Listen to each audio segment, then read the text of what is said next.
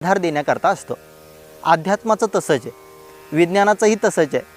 अध्यात्म म्हणजे कुंभाराच्या मडक्यामध्ये घातलेला आतमधला हात आणि विज्ञान म्हणजे बाहेरचा हात। म्हणजे विज्ञानाला सुद्धा कोणत्या ना कोणत्या गोष्टीचा थारा घेण्याची गरज पडली म्हणजे अध्यात्मातून विज्ञानाची निर्मिती आहे। विज्ञान प्रयोगातून विकसित होते, मात्र अध्यात्म योगातून प्राप्त होते। विज्ञानामध्ये साधने वापरली जातात, अध्यात्मामध्ये साधना वापरली जाते। विज्ञानामध्ये शोध आहे, अध्यात्मामध्ये बोध आहे।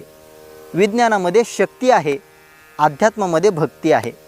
विज्ञानामध्ये व्यासंग आहे, अध्यात्मामध्ये सत्संग आहे।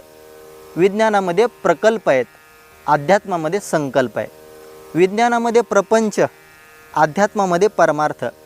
विज्ञानामध्ये संपन्नता, अध्यात्मामध्ये मात्र प्रसन्नता। विज्ञानामध्ये बाह्य सुख असेल